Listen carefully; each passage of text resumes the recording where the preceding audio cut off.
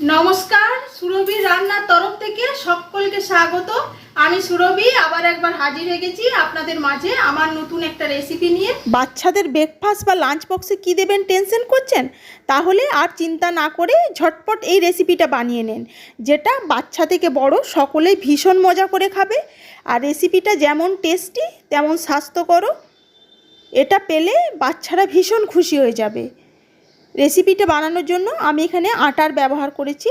যেহেতু আমি বলেছি স্বাস্থ্যকর বানাবো, তাই আমি এখানে আর ময়দার ব্যবহার করিনি। আপনারা ইচ্ছা হলে ময়দা দিয়েও বানিয়ে নিতে পারেন।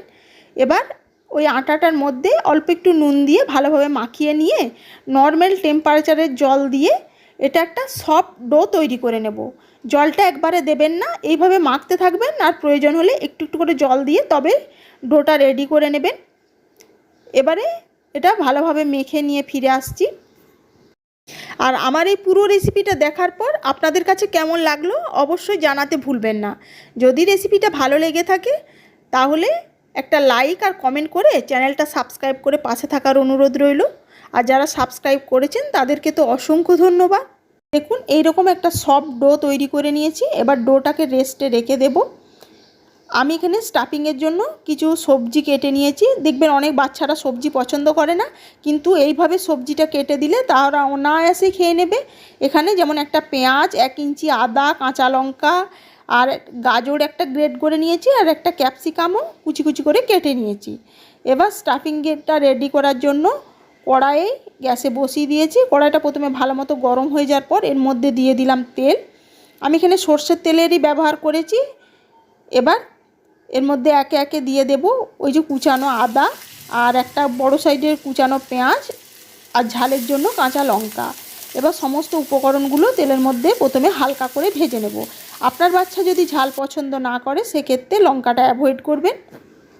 আর বললে বিশ্বাস করবেন না, এই রেসিপিটা এতটাই মুখরোচক হয়। ওই যে বললাম, শুধু লাঞ্চ বক্স বা ব্রেকফাস্ট নয়, আপনারা স্ন্যাক্সেও খেতে পারেন, ভীষণ ভালো লাগবে এটা খেতে। পেঁয়াজটা যখন এইরকম পর্যায় পর্যন্ত ভাজা হয়ে যাবে তখন এর মধ্যে দিয়ে দেব গ্রেটেড গাজর আর ওই যে ক্যাপসিকাম যেটা আমি কুচিয়ে রেখেছিলাম সেটা। এবার গাজর আর ক্যাপসিকামটা ভালোভাবে ভেজে নেব। তবে ক্যাপসিকামটা কিন্তু খুব বেশি সফট করে নেবেন না, যাতে ক্যাপসিকামের ক্রাঞ্চি ভাবটা থাকে, সেই পর্যায় পর্যন্তই ভালোভাবে ভেজে নেবেন।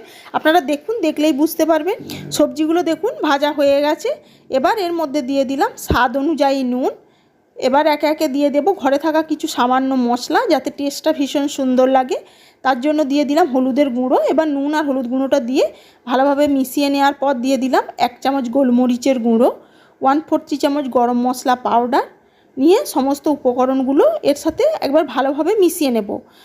ততক্ষণ অবধি মেশাবো যতক্ষণ না এর কাঁচা গন্ধটা চলে যায়। আর অবশ্যই কিন্তু গ্যাসের ফ্লেমটা এই সময় মিডিয়ামে দিয়েই ভালোভাবে মিশিয়ে নেবেন। এবার মশলাটা দেখুন এই সমস্ত সবজিগুলোর সাথে মেশানো হয়ে গেছে। এবার এর মধ্যে আমি এখানে 2টো আলু সেদ্ধ করে নিয়েছিলাম, নিয়ে সেটা গ্রেট করে নিয়েছি, সেই আলুটা দিয়ে দিলাম। আপনারা চাইলে শুধু আলু দিয়েও রেসিপিটা করতে পারেন, সেক্ষেত্রেও ভীষণ সুস্বাদু লাগবে। এবার এই গ্রেটেড আলুটা এই মশলার সাথে ভালোভাবে মিশিয়ে নেব। খুন্তির সাহায্যে নাড়াচাড়া করব যতক্ষণ না কড়াই থেকে দেখবেন ছেড়ে ছেড়ে আসছে, ততক্ষণ অবধি এটা ভাজা ভাজা করে নেব। আলুটা দেখুন এই সবজির সাথে ভালোভাবে ভাজা ভাজা করা হয়ে গেছে। এবার এর মধ্যে দিয়ে দিলাম একটা সেদ্ধ ডিম। আমি সেটা গ্রেট করে নিচ্ছি, কারণ সেদ্ধ ডিমটাও স্বাস্থ্যের জন্য ভীষণ উপকারী। আর সকালবেলায় ব্রেকফাস্টে এরকম একটা ভরা টিফিন থাকলে বাচ্চার পেট অনেকক্ষণ ভরা থাকবে। এবার ডিমটা দিয়ে ভালোভাবে মিশিয়ে নেব। এটা যখন ভালোভাবে মেশানো হয়ে যাবে তখন এর মধ্যে দিয়ে দেব নামানোর আগে কুচানো ধনেপাতা। আর অনেক বাচ্চা আছে দেখবেন ডিম খেতে পছন্দ করে না। ওই যে প্রথমেই বললাম, বাচ্চাদের স্বাস্থ্যের কথা চিন্তা করে এইভাবে ডিমটা দিলে ওরা বুঝতেও পারবে না এবং খাবারটা খেতেও ভীষণ ওদের ভালো লাগবে। এবার ধনেপাতাটা দিয়ে গ্যাসের ফ্লেমটা বন্ধ করে এটা ভালোভাবে মিশিয়ে পুরটা ঠান্ডা হতে দেব। এবার ওই যে আটাটা নিয়েছিলাম, এবার আটাটা আরও 1-2 বার হাত দিয়ে ভালোভাবে থেঁসে নিলাম। নিয়ে এগুলো ছোট ছোট লেচি কেটে নেব। রুটি বা পরোটার যেমন লেচি হয় অতটা বড়ও করবেন না, আবার লুচির মতো খুব ছোটও করবেন না, মিডিয়াম সাইজের। এই যে দেখুন আমি ওই মিডিয়াম সাইজেরই করে নিয়েছি। এবার লেচিগুলো এই হাত দিয়ে গোল করে পাকিয়ে নেব। ভীষণ সহজ আর রান্নাটাও খুব সহজে হয়ে যায়। এই যে এবার লেচিগুলো বেলার জন্য আমি এখানে আটার ব্যবহার করেছি। নিয়ে পাতলা করে বেলে নেব। খুব বেশি মোটা করে বেলবেন না, জাস্ট এরকম করে ঘুরিয়ে ঘুরিয়ে ভালো করে বেলে নেবেন। এবার বেলা যখন হয়ে যাবে তখন একটা কাঁটা চামচ নিয়ে এইভাবে ওই রুটিটার মধ্যে, মানে ওই যেটা বিলে রেখেছেন, রুটি ঠিক নয়, রুটি বললে ভুল হবে, কাঁটা চামচ দিয়ে এইভাবে ফুটো করে নেবেন। তাহলে এটা যখন সেঁকা হবে তাহলে এটা ফুলে উঠবে না। একই পদ্ধতিতে আবার একটা আপনাদের সাথে দেখিয়ে দিচ্ছি, ভীষণ সহজ বললাম না। আবার একটা বিলে রেডি করে নিলাম। এইভাবেই সমস্ত লইগুলো বিলে নিয়ে কাঁটা চামচ দিয়ে এইভাবে ফুটো ফুটো করে নিয়ে ফিরে আসছি। এবার ওইগুলোকে সেঁকার জন্য গ্যাসে প্যান বসিয়ে দিয়েছি। এবার উল্টে পাল্টে সুন্দর করে এগুলো সেঁকে নেব যতক্ষণ না একটা হালকা কালার ধরছে। আর কাঁটা চামচ দিয়ে ফুটো করার কারণই হলো যাতে এই সেঁকার সময় এগুলো রুটি বা পরোটা হলে ফুলে যেত। এইভাবে ফুটো করে দেওয়ার কারণে এগুলো ভালোভাবে সেঁকা হয়ে যাবে, অথচ ফুলবে না। যতক্ষণ না একটা হালকা কালার এই যে ধরেছে ততক্ষণ অবধি এগুলো সেঁকে নিলাম। একই পদ্ধতিতে সমস্তগুলো সেঁকে নেব।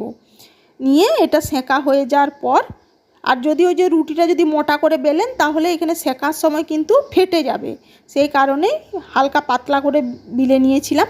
এবারে ওই সেঁকা রুটিগুলোর মধ্যে স্টাফিংটা ওই যে রেডি করে রেখেছিলাম ওইটা ভালো করে দিয়ে, এই যে দেখুন তাওয়ার মধ্যে আবারও দিয়ে বাটার দিয়ে উল্টে পাল্টে একদম কড়া করে সেঁকে নেব। আমার স্টাফিং করাটা আর আপনাদের সাথে শেয়ার করা হয়নি আমার যান্ত্রিক গোলযোগের ত্রুটির কারণে।